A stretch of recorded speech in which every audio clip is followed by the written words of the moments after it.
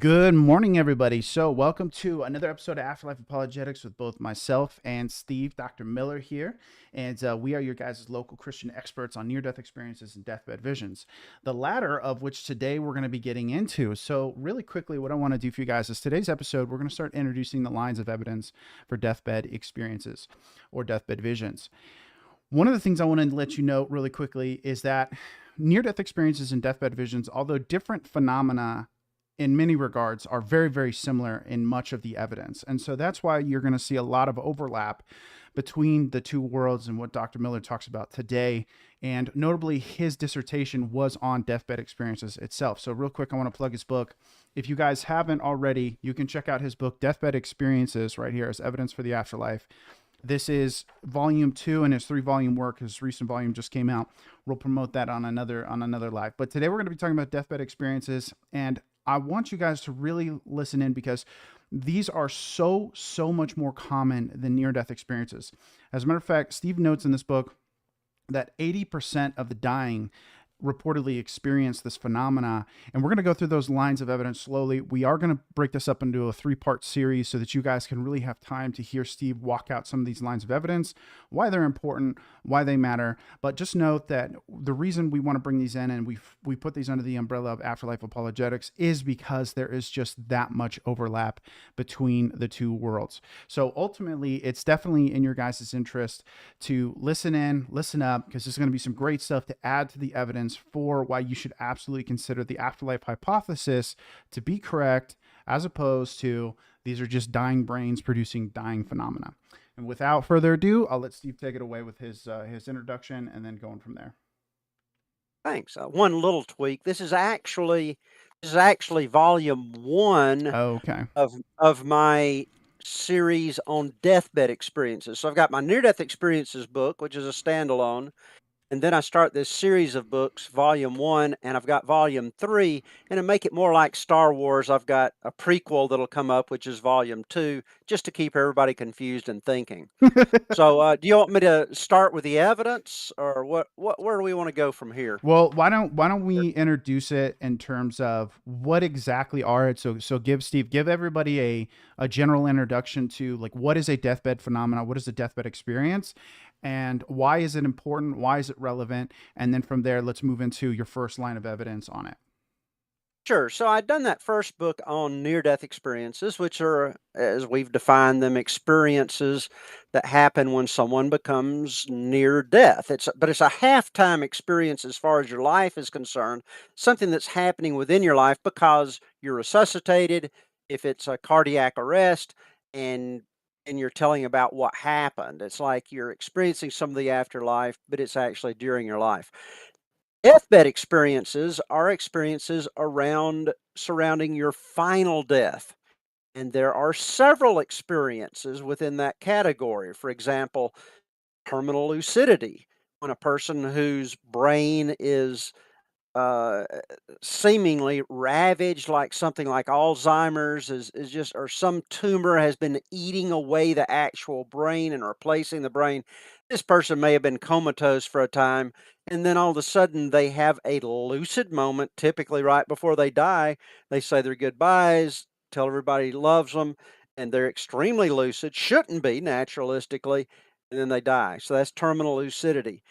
There are uh, people who have an experience where they see someone like in their room that's not physically there, but this person is like they're saying goodbye. It's a person you know, maybe a close family member.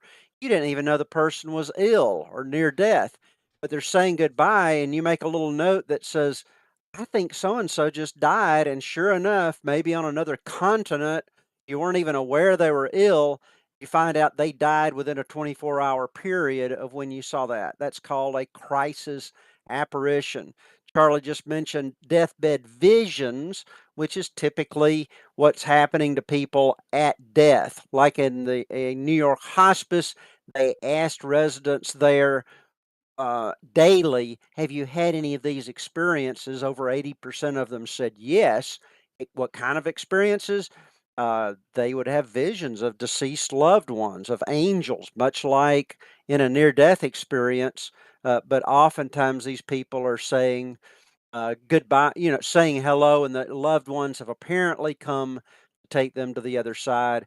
And hospice nurses will say, when that starts happening, it's pretty close to death, so we need to take them seriously. So, a multitude, really several experiences that are going on at the time of death, some for the person that's dying, and then some for people who are accompanying or know the person who's dying. And Steve, can I comment on the hospice nurse thing really quickly?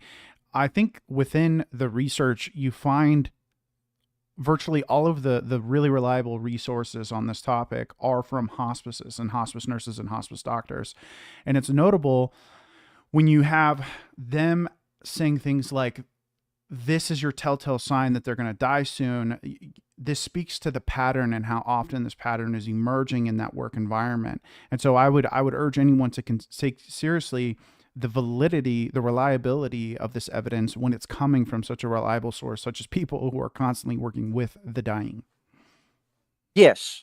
And fortunately, over the last decade, there's been a resurgence of this research. Let me see. Christopher Kerr, Death is But a Dream. He wrote a book on it. He tends to be a little more secular in his outlook. Like he just says he kind of resists going the religious direction. On the other hand, all the data that he uncovers, it's really good evidence for the afterlife. So, but look into his research. They have a lot of peer-reviewed journals they put out in this ongoing research in a hospice. Yes, many of these people are hospice workers, but besides that, you have people like Osis and Harrelson that back in the 1950s and 1960s that tabulated hundreds and hundreds of doctors and nurses that were reporting this experience, both in the United States and in India, so that you could compare it cross culturally. And that's the first study I found that turned me on to deathbed experiences to say, hey, this is a legitimate area of study. So that's why I decided to tackle that in my dissertation. All right. Well, I think that that's been a great introduction. So, and if you guys have any questions, we do have questions stacking up on some of our previous episodes. We are going to go back to dedicating episodes to answering those in the future. We will always do that. That is 100% a priority for us. So, if you guys are having questions as to maybe the phenomena or any of the introductory stuff, of course, go down below, post them in the comment sections. We'll engage with them on the further date. But let's go ahead, Steve. Let's transition. Let's go straight into the evidence here. Why don't you roll out line of evidence number one, and then we'll kind of get into that. Sure. I'll just read it off here to get it right. So I have 11 lines of evidence. What are these lines of evidence? They are things that I consider to be data that we've gathered through both well documented instances of these things happening, plus researchers that have gone in and said, hey, this is not just a one off thing that happened to somebody, but it happens to multitudes of people. So I gather that evidence. And it's things you could think of it as predictions. These are things that would not be predicted, I think, they would not be predicted from a naturalistic dying brain hypothesis, but they could be predicted if you really believe there is an afterlife and a separation of the mind from the brain at the time of death. So, line of evidence number one. And what I want to encourage you to do as listeners, of course, I'm just giving little brief summaries here. Try to write down on a scale of 0 to 10, how strong do you think the evidence is from this line of evidence for the afterlife?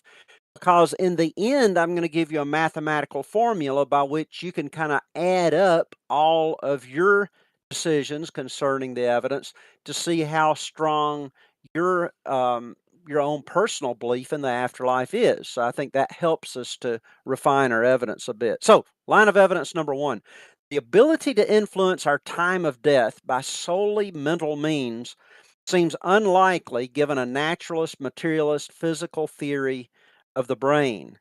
So, how is it that these people are seemingly helping to time their own death with mental means?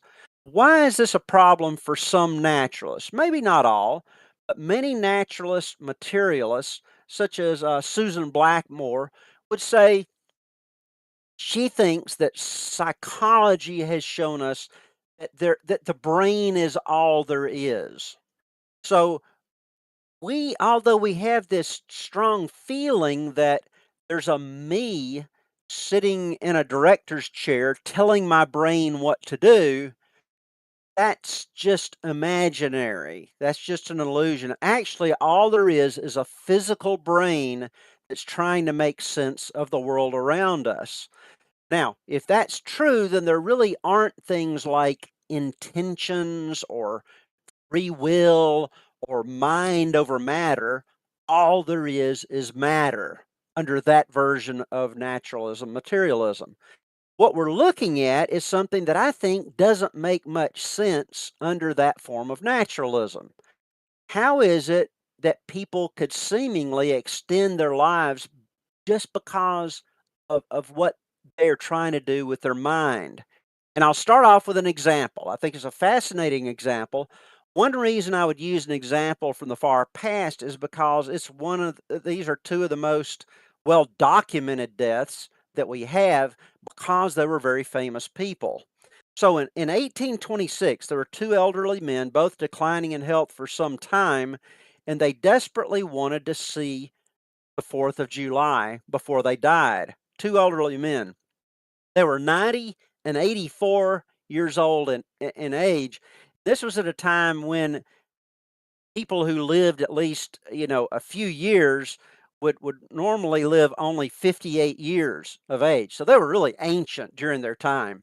And they had been sick for some time, since like January of the year. I mean, they could have died any time. Yet they wanted to live. Why? There were two of our founding fathers of the United States, Thomas Jefferson and John Adams.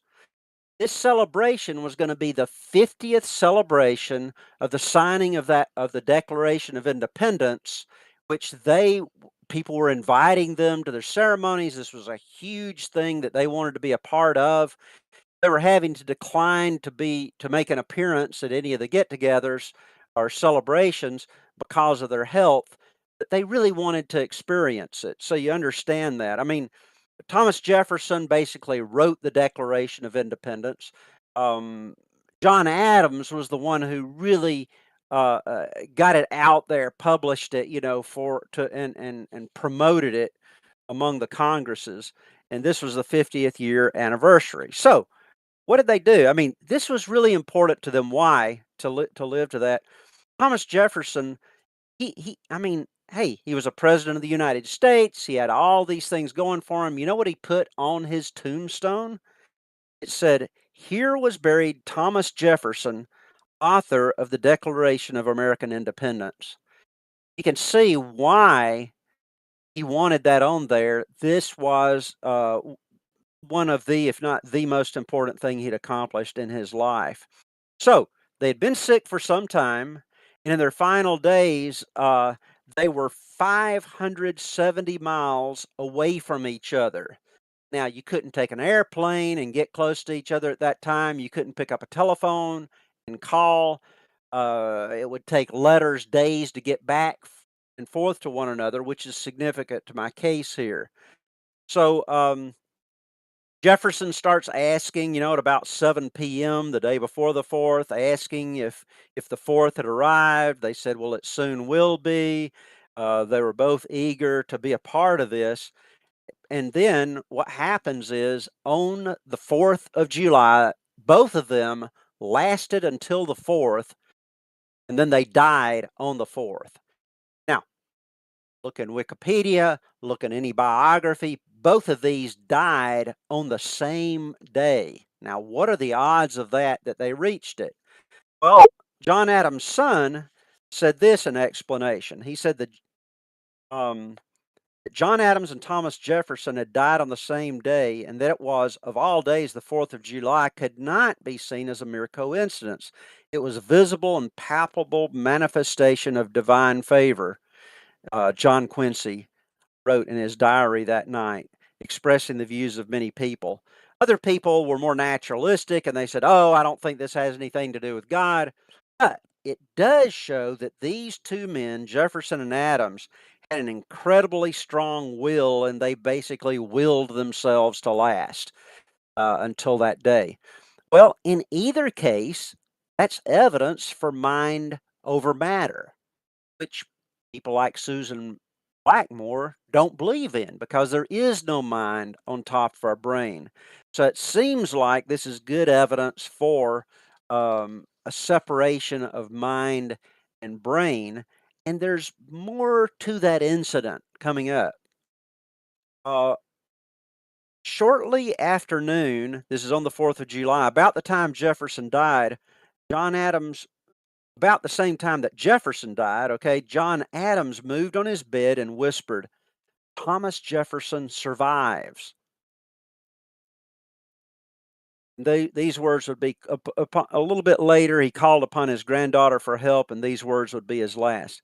Thomas Jefferson survives. Now, at first thought, I thought, okay, so well, that makes sense. He's saying, okay, I'm about to die. I know I'm about to die, but at least Thomas Jefferson survives. But on second thought, how would he have known that Thomas Jefferson was still living? Both of them were on their deathbed. They were hundreds of miles apart. It would take time by horseback, days, to get from one location to another. How would he know that he still lived? I think what he meant by that, or at least there's a good possibility that what he meant survives, he was using survives in the sense of saying he survives death. Hmm. Like many people, I think Adams saw, as he was dying, saw Jefferson on the other side who had preceded him. Now, that's not just idle speculation, because if you look into history during that time, if you look at an old dictionary, survival often meant survives death. And if you look in Adams Jefferson's letters, which is a fascinating book to read, they had a massive correspondence toward the end of their life. They often talked about, "I'll see you on the other side, and I look forward to meeting on the other side." They both believed in the afterlife. They would talk about surviving death, and they were looking forward to talking to each other out of their old decrepit bodies, and having remembrance of the remarkable things that happened during their lives. So this is seemingly evidence not only that they had something to do with willing themselves to last as long as they did, but secondly, perhaps Adams actually saw Jefferson on the other side. Now, what kind of evidence do I give that for the afterlife? Well, not a lot. We're just kind of getting started.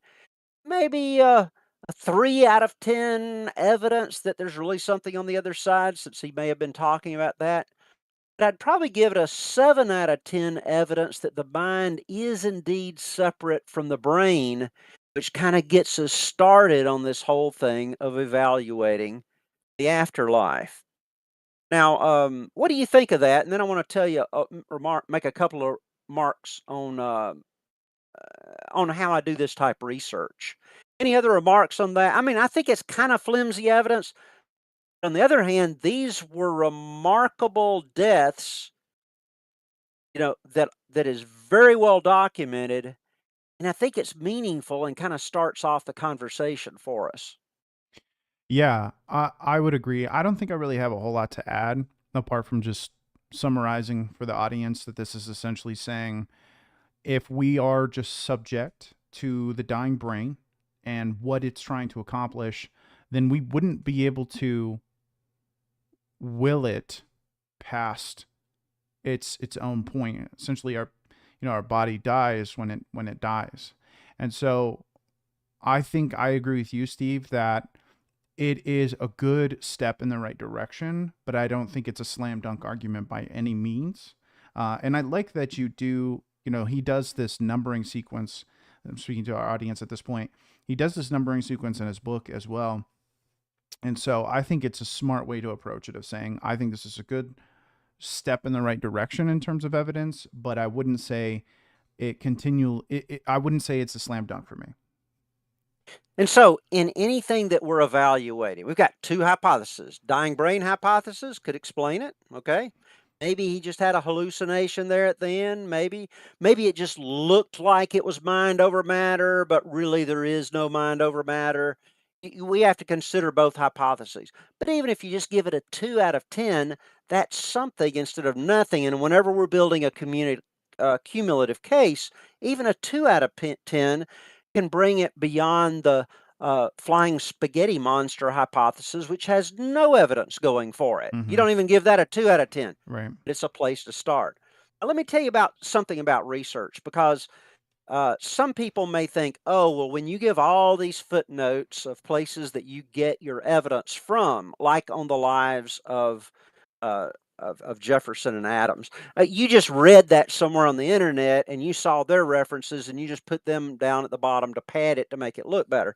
That's what, for my viewers, I want to let you know. See, I've got the letters that I pulled from here to show that they were thinking about the afterlife and talking about it often in their letters.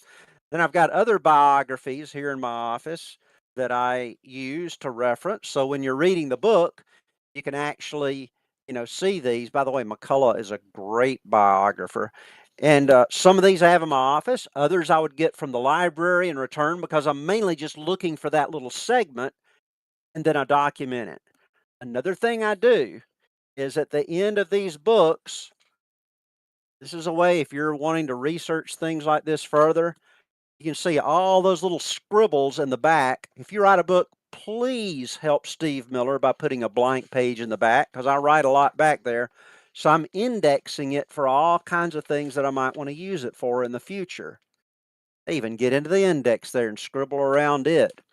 Now, this may seem silly to you, but I want to let you people know that I do read these books, and I'm trying to do good research, and I'm trying to leave future researchers a trail of references by which they can check these things and develop them themselves. In fact, Mm-hmm. I'll just show you. Already a couple of times I've looked up here. Here are my bookshelves back behind my computer, which I can cheat and look at if I happen to forget the name of an author or a title. Way up here, you can see some of my going around my office, my other books. I know I'm a hoarder, and I'm not, as far as books are concerned, and I'm not getting treatment for it. So I have thousands of books here in the house that I'm pulling from when I can do my research. In a former life, so to speak, about about 20 years ago, I was what I called myself a wisdom broker. Hmm. I would read widely in biography, business stories, all kinds of books, and put it in illustrations that pastors could use and document it to keep them straight with their materials. Put it on a youth-ministry.info. Hope that's still up there. But because of that, now when I'm writing on other subjects, I can actually pull from that documented research and use it in my book. So try take. I think biblically, I know biblically, we need to take the truth seriously. And sometimes you've got to seek and keep on seeking until you find. And we as Christians don't need to just be hearing something on the internet and then writing about it or talking about it as if we have any foundation for it. We need to go back, confirm things, and take the truth seriously, if the world's going to take us seriously in our research. Mm. So that was the first case. Are we okay on that? Give you a little background. I hope that was all for free. Yeah, that was an extensive overview. Let's move to two.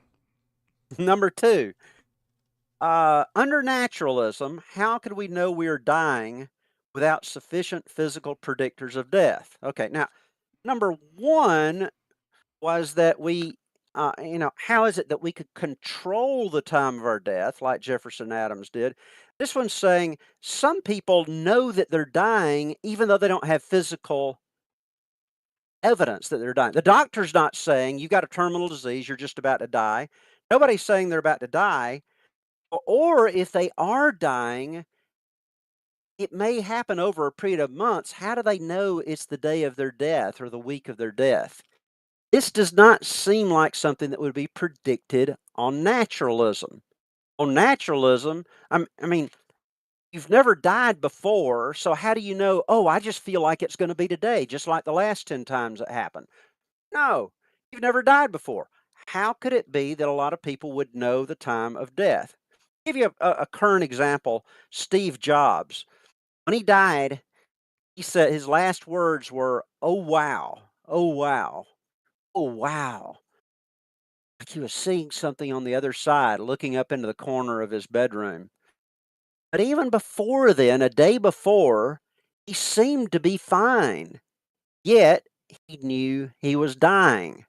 So his sister Mona wrote about this. I believe it was in the New York Times.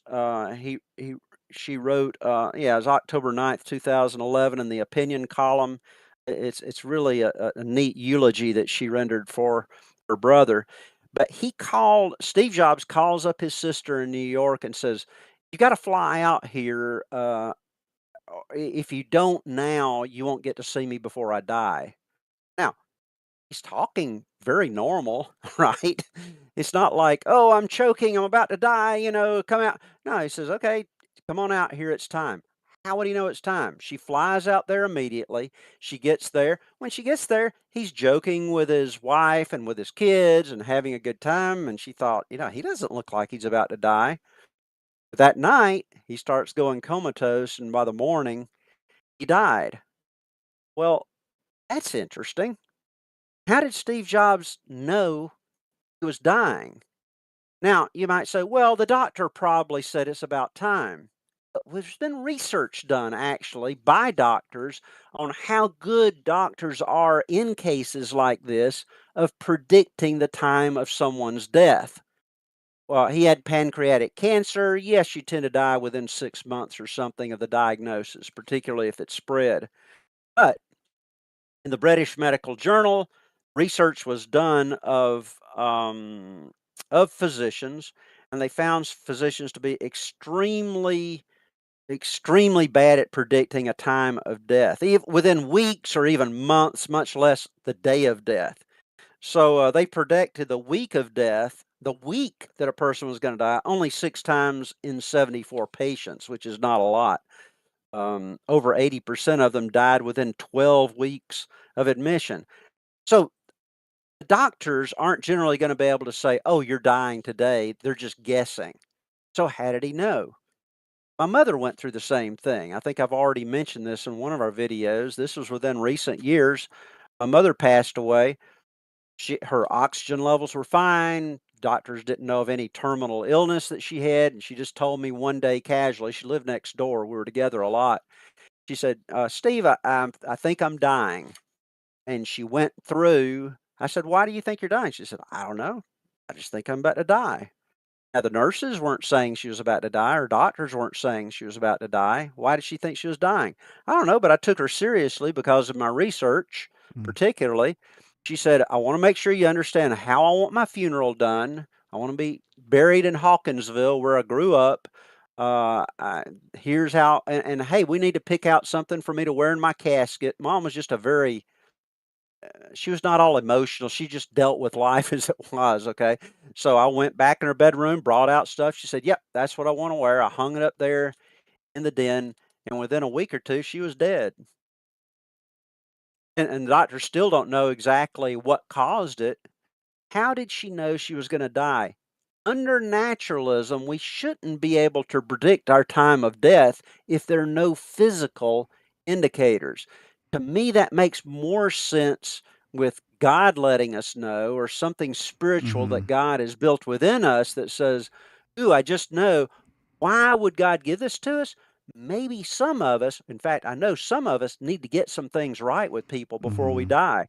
Some of us need to do a little spiritual check there at the end to see how we're doing. Other times, maybe it's just a witness to family members that there's more to life than meets the eye, and God's just giving us a little apologetic glimpse there when our when our um, when our relatives do this. So Well, and what I it's do in my not. book, I was gonna say, Steve. go It's ahead. and it's that's also corroborated by the dying. They will say things like, "I've been told to say goodbyes," or "I'm been given the time to be able to say goodbye." So it's oftentimes communicated to us before their death that they're saying, "I have been given this time to tell you goodbye, to sew things up, to make my peace, as it were, and then pass on." And sometimes that brings up another thought that often in cases they've been visiting with deceased relatives or angels on the Hmm. other side, and sometimes they're just visiting, having a good old time. Other times, but when that relative or angel says, "I've come to take you," and they announce to the family, it's time. On the other side, they're telling me they've come to take me to the other side. Goodbye. I love y'all. Oh man, probably within 24 hours, you're gone. You're on the other side. So often in cases like this. So what I do in the book is I give other well documented cases like Linda Moore and her dissertation on nursing faculty perceptions of NDEs and DBEs. She said, as a hospice nurse, I've often seen patients when they're approaching death having visions. On occasion, I had the privilege of witnessing a patient tell her mother she was ready to go with her. She stated to all present, "My work is complete here on earth. I'm going with mom now." She died within 3 to 5 minutes of the statement. Diane Comp, a very good oncologist, pediatric oncologist teaching at Yale, she told the story of one of her patients that started having visions of walking with Jesus in a beautiful garden. He didn't want to leave the garden. Jesus said, "No, no, no, it's not your time." But 2 days later, he told his parents he would not live through the night. And sure enough, he died peacefully in his sleep. Again, this is not stuff I'm finding on the internet. Diane Comp, in her book, she's a Yale academic professor of pediatric oncology, telling me about this. And then a lot of these people who are at imminent death are healthy people. Like my mom didn't have a terminal disease, as far as we know. Osis and Harrelson, the researchers I mentioned earlier, in their extensive study of DBEs, found a man, a college-educated man from India, still in his 20s. He was recovering from a bacterial infection in his inner ear. You don't think of that as leading to death. He was doing very well after hospitalization. He was discharged. He was to be discharged. Doctors expected a full recovery. Suddenly, the patient shouted, "Someone is standing here dressed in white clothes. I will not go with you." And he died within 10 minutes. So we have a lot of individual cases that I mentioned. But then I asked the question, okay, are these just random and rare, or are they common? People like Shermer and other atheists will say, well, yeah, okay, you got billions of people in the world. Some really weird things are going to happen, but it doesn't indicate anything about the supernatural. But what if these are quite common? In the British Medical Journal, one of the top two medical journals in the world, probably along with the Lancet, British Medical Journal, Doctors Nagay and Toe in the Oxford Center, Radcliffe Infirmary, uh, they noticed that they said, quote, "Some patients who may or may not be dying may experience and express to others premonitions of their imminent death. This premonition is not the same as a simple death wish and should be taken seriously. Recognition of these intriguing phenomena as normal variants of the dying process in terminally ill patients may allow a last window of opportunity to resolve any social, psychological, and spiritual issues." So here we are, doctors in the British Medical Journal saying this is common. So reflect on that. Get a little philosophical with me. Light up your philosophical pipe and smoke on it just a minute out on my back deck. What does this mean? You've got people who are saying they know it's time for them to die, and yet the doctors, the professionals on what's going on in the body are not saying that they're in imminent danger of death. What's going on here? And I'll have my students talk about people who said they just knew somebody was going to die, um, not sick at all. Maybe it was a young person, and then sure enough, the next day they died. Well, and I want to, How does this Steve. happen? Where does that knowledge come from? It doesn't come from something they've known or any logic or any data they've gotten. How would they just know unless this is something spiritual, or a God or the Holy Spirit or an angel or someone is telling them knowledge they could have not ordinarily had? Well, and I wanted to say that you didn't even read the 4-year-olds, which I think those are some of the most impactful ones. The account of the healthy 4-year-olds who had knowledge of their impending death. You want to tell us about that one? Yeah, You have it sure. there before you?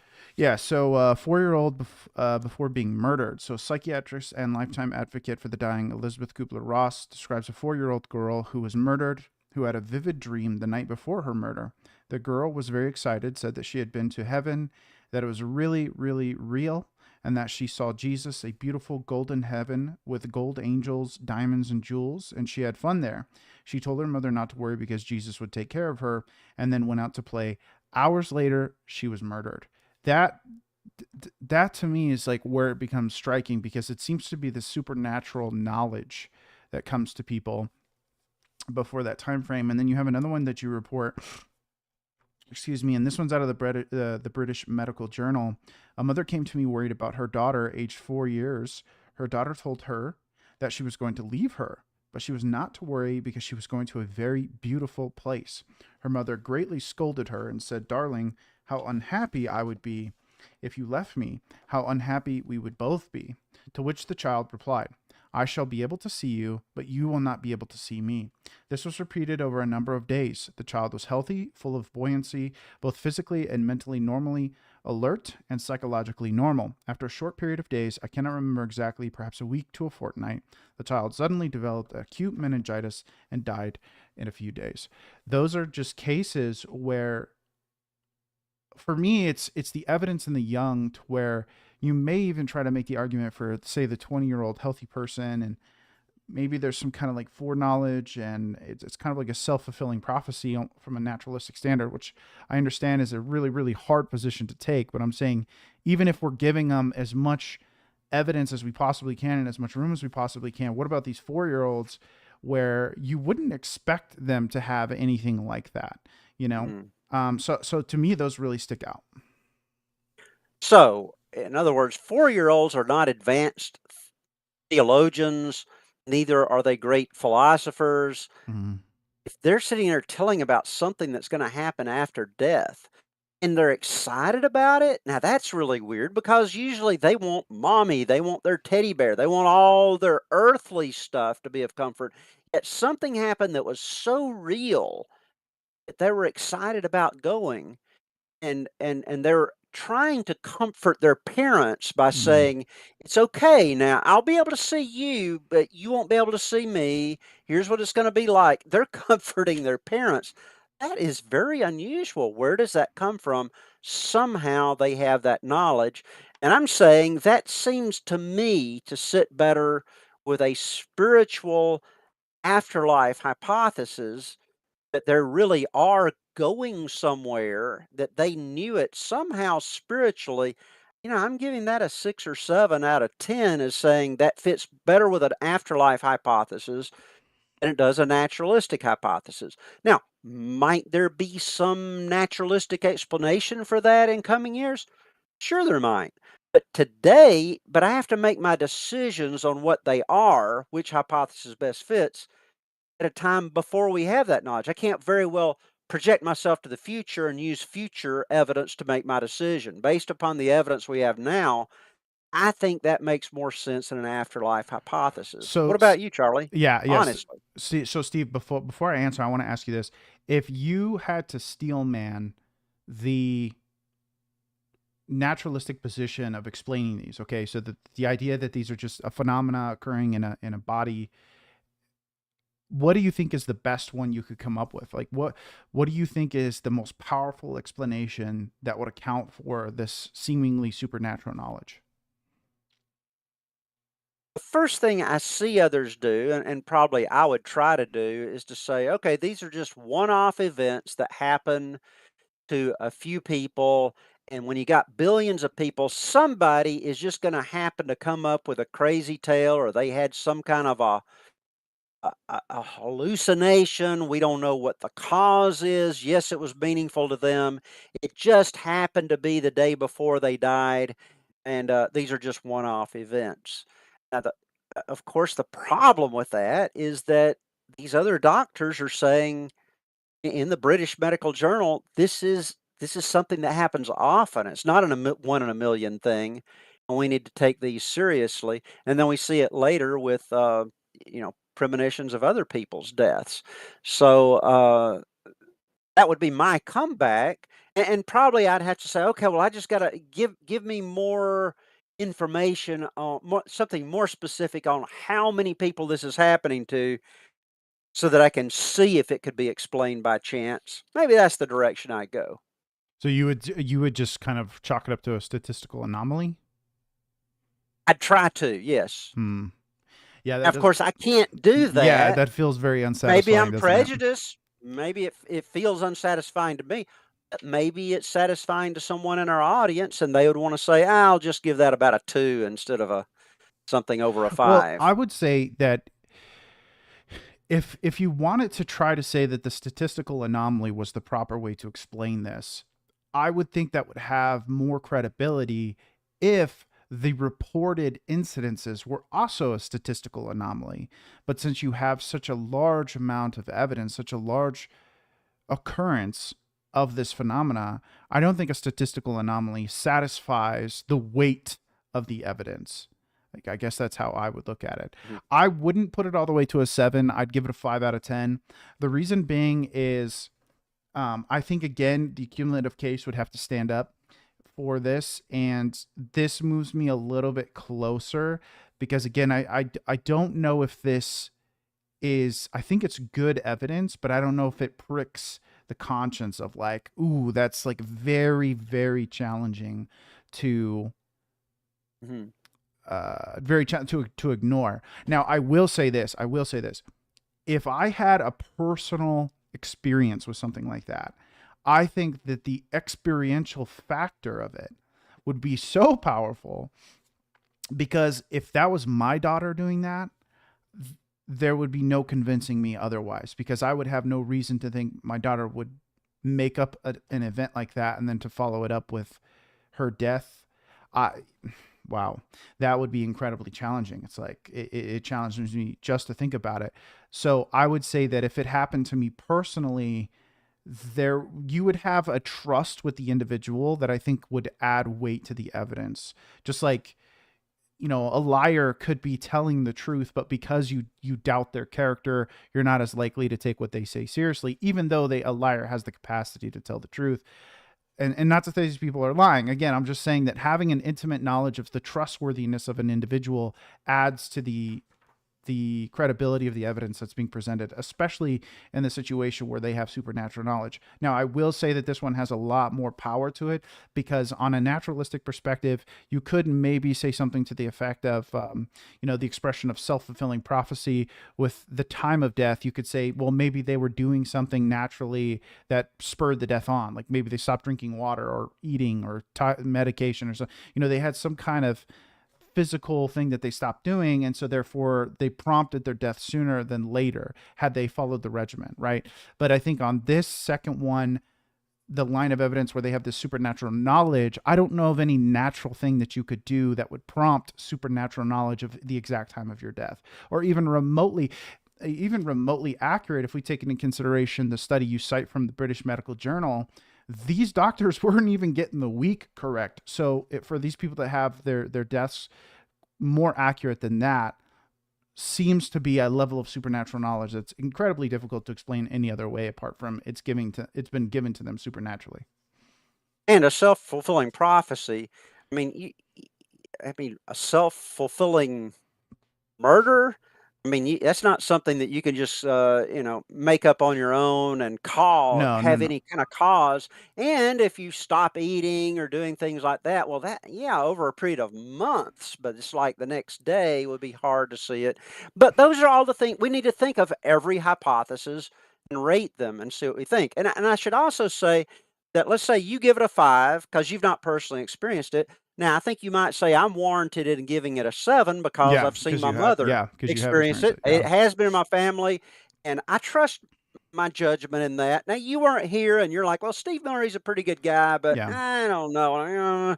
Yeah. So, but if it happens to you, I think you're warranted in giving it more accuracy than another. Yeah. And let me say this: let's say that we get to the end of this thing, and Charlie only gets up to a 5, Like total overall. 50-50 Yeah. chance. Well, for each Oh, one, okay. Okay. which means he averages 5%. Does that mean he's agnostic regarding this? I would say no, because it accumulates, even if it's just Right. That's how I see it. 50%. So if I have a 50% chance that it's going to rain tomorrow because of certain things that are going on with barometric pressure, added to that, there's another 50% chance because there's a hurricane coming in from the East Coast. Hmm. Added to that, another 50% chance from a totally different source.